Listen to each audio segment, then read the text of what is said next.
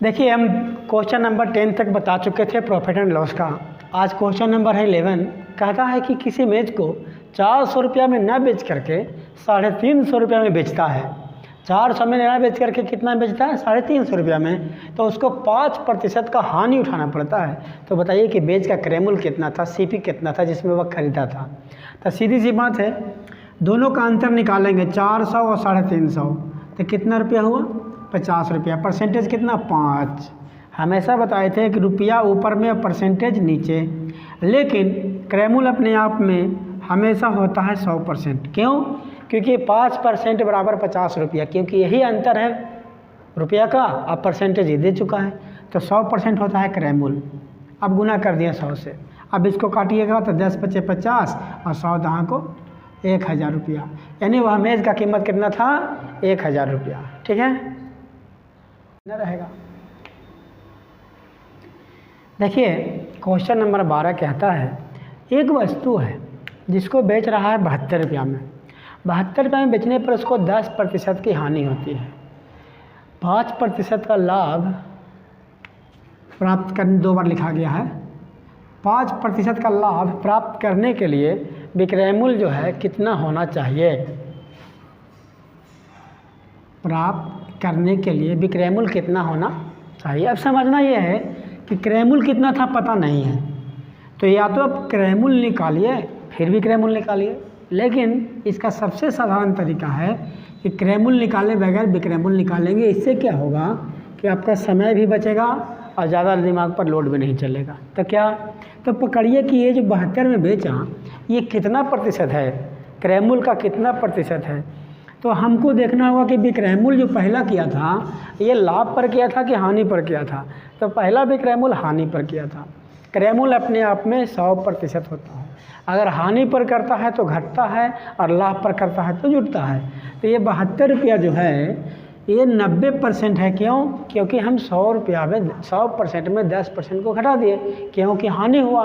लाभ होता तो जोड़ देते। अब ये मेरा बताया कि यह कितना परसेंट का कितना रुपया, और हमको चाहिए 5% का लाभ।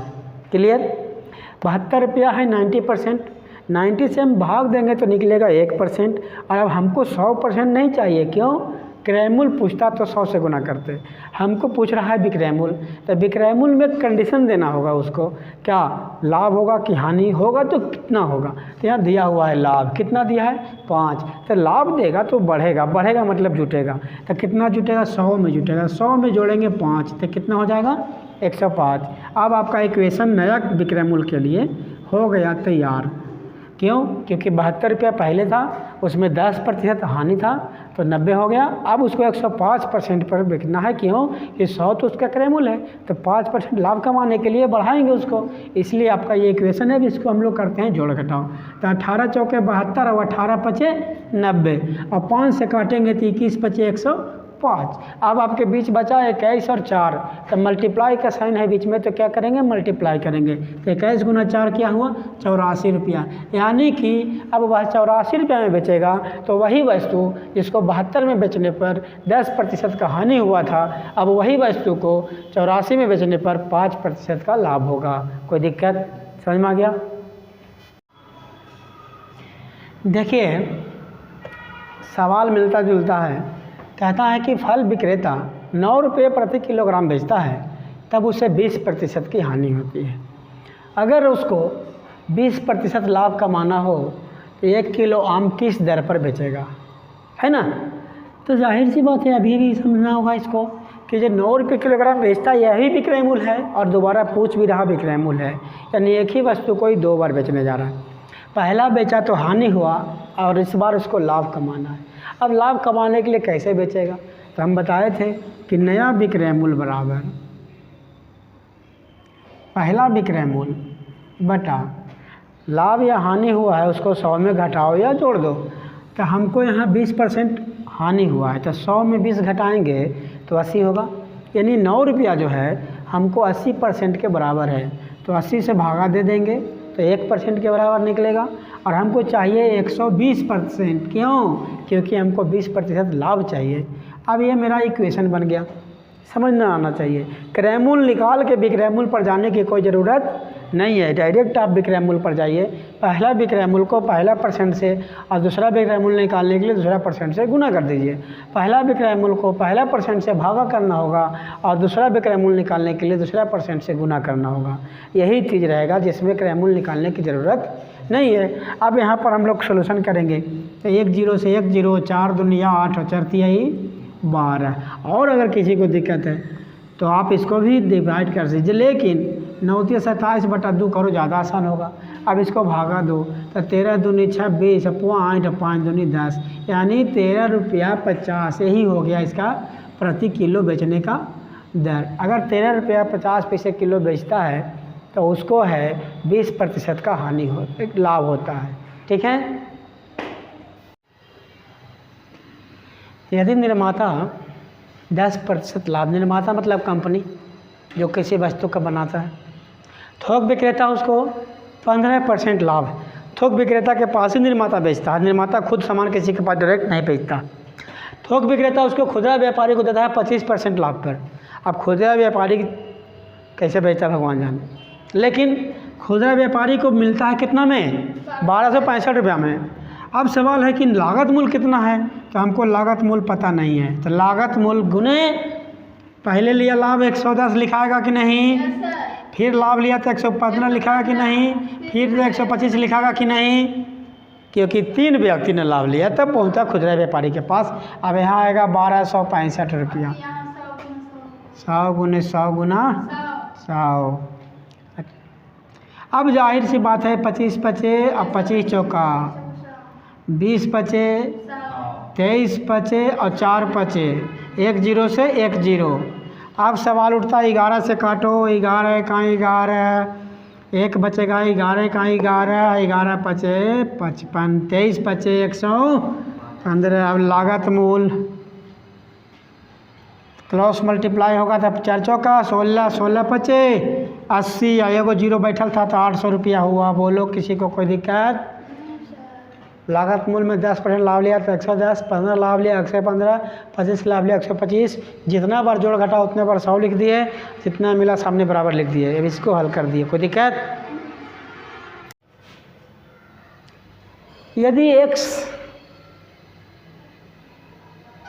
किसी वस्तु को 5% लाभ पर y को बेच दिया, y ने उसी वस्तु को 20% लाभ पर z को बेच दिया, तथा z उसी वस्तु को 25% लाभ पर p को बेच दिया, यानी कि एक ही सामान 3 बार बिक्री हुआ। और p अगर 2520 रुपये में लेता है तो x कितना में खरीदा होगा, है ना। तो फिर x का मूल्य लगा दो, x का क्रय मूल्य गुना पहला है 5 जोड़ेंगे, दूसरा में 20 जोड़ेंगे, तीसरा में 25 जोड़ेंगे, 100 गुना 100 गुना 100 बराबर 2520। 21 बचे और 20 बचे, 24 बचे 20 बचे, 25 बचे 25 चौका, है ना। अब गोरो 6 चौके 24। अब यहाँ देखो 21 है, कहीं 21 तो 4 बचेगा, 21 दूनी 42, यहाँ होगा 20 छक्का 120, 5 चौका। अब यहाँ पर x का क्रय मूल्य 2 दूनी 4 और 4 चौके 16, 16 पर 2 0।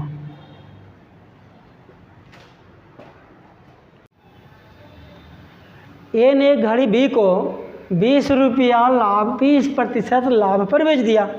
बी ने उसको खरीदा तो सही, लेकिन वही रखा नहीं, वो भी किसको बेच दिया, सी को। लेकिन उसको लगता है कि घड़ी अच्छा नहीं लगा, और जब मजबूरी में कुछ बेचोगे तो नुकसान होता है, तो 10% हानि पर बेच दिया। अब सी ने वही घड़ी लिया 216 रुपया में। अब सवाल है कि तो ए को कितना पड़ा होगा, जब इतना नाटक होने के बाद भी 216 रुपया, तो ए को कितना पड़ा होगा, तो ए को मालूम नहीं, तो ए रहने दें। अभी लाभ है तो 120 और हानि है तो घटाएंगे कितना, 90 बटा के बर 100 बराबर के रुपया है। इसमें किसी को शिकायत है? एक कदम नहीं पता। अभी है तो 20%, ये है तो 10%, और यहाँ जितना बार जोड़े घटावेंगे उतने बार 100 100 और बराबर 216 रुपया में ये सी ने खरीदा। तो 2 0 से 2 0 कट गया, अब बताओ 12 से काटो इसको तो 12 कहीं 12 9 बचेगा 12 ठीक 96 और 9 दूनी 18 तो ये बराबर क्रॉस मल्टीप्लाई तो 100 गुना 2 कितना हो गया 200 रुपया खाली खरीदा था ये नहीं किसी को दिक्कत है इसमें।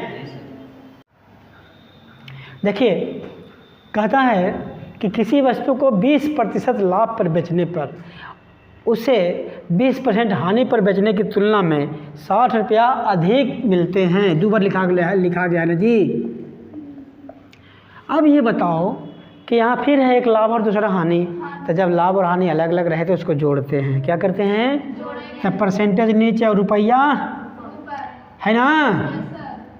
तो क्रयमूल निकाले। क्रयमूल ने पूछेगा क्रयमूल क्या है तो क्रयमूल बराबर कितना से गुना करते हैं क्यों क्योंकि क्रयमूल अपने आप में कितना परसेंट होता है 100 तो 20 दूनी 40 और 20 आई और 50 दूनी तो 50 थी 150 रुपया का था। 150 रुपया का कोई सामान है जिसको 20% लाभ में बेच रहा था अब 20% जब हानि में बेचना पड़ा तो 60 रुपया का अंतर पड़ गया। अब कोई दिक्कत किसी को। चलिए देखिए क्वेश्चन नंबर 18 कहता है कोई भी वस्तु है उसका कितना कीमत है हमको पता नहीं है लेकिन कंडीशन है यदि 20% लाभ पर बेचता है और इसे ही अगर 25% लाभ पर बेचे तो कितना रुपया अधिक मिलेगा। जब 35 रुपया अधिक मिलेगा इसका मतलब 35 रुपया है कितना परसेंट तो वो क्लियर नहीं है। क्लियर कैसे होगा इस कंडीशन से 25 माइनस बराबर कितना परसेंट बराबर के रुपया कहाँ से आया तो 25 में बेचने बोल रहा है जिसको 20 में पहले बेच दिया था तो 5% हुआ ना इसका अंतर। और अंतर इधर परसेंटेज में और इधर अंतर रुपया में। कोई दिक्कत किसी को। अभी रुपया में दिया है परसेंटेज का बदला में तो हम बताए थे कि हमेशा क्रयमूल अपने आप में 100% होता है ना। तो 35 रुपया बराबर कितना परसेंट तो परसेंटेज हमेशा नीचे और रुपया हमेशा गुना किससे करेंगे। ये आपका क्रयमूल मिल गया कि नहीं किसी को दिक्कत। जब भी ऐसा दे तो अंतर लेकिन यहाँ लाभ और यहाँ हानि दे देता या तो यहाँ हानि और यहाँ लाभ दे देता तब उस दरमियान में इसको हम जोड़ेंगे घटाएंगे नहीं। जब दोनों एक जैसा दे लाभ दे या तो हानि दे तो घटाएंगे और दोनों अलग अलग दे लाभ और हानि दे दे तो जोड़ेंगे हमेशा। क्लियर। अब इसको काटिए 7 बचे तो 7 गुना 100 के 100 रुपया और वह खरीदा का सामान कितना का था 700 का। कोई दिक्कत। ठीक है। क्वेश्चन नंबर 19 कहता है सोहन ने अपनी घड़ी 5% हानि पर बेची यदि वह इसको 27 रुपया अधिक में बेचता तो उसे 7% लाभ होता। भूल गए अभी ने बोले थे कि जैसे ही लाभ और हानि अलग अलग देगा तो जोड़ते हैं। क्या करते हैं क्यों जोड़ते हैं। कोई पूछ दे कि क्यों जोड़ते हैं तो इतना लंबा मत जाइए लेकिन फिर भी बताते हैं। जैसे यह है क्रयमूल तो हानि होगा तो इसके पहले होगा ना जी और लाभ होगा तो इसके बाद वाला में बेचेंगे। तो डिस्टेंस तो दोनों के बीच का है तो यहाँ पर हानि है 5% और यहाँ पर लाभ है 7%। तो सवाल है कि दोनों के बीच का डिस्टेंस कितना है तो 0 हो गया तो ये -5 है और ये +7 है तो -5 को यहाँ जाने में 5 लगा और 7 दोनों को मिलाएंगे तो कितना % हो गया। यही समझना है। इसीलिए जब लाभ और हानि होता है तो हम जोड़ते हैं और केवल लाभ होगा तो इधर ही न जाएगा जी। अभी रहता 5 ही रहता 7 तो दोनों के बीच का अंतर 2 ही न रहता क्योंकि बीच में 0 का गैपिंग तो है नहीं। इसीलिए तो जब दोनों लाभ और हानि अलग अलग रहे तो जोड़ेंगे।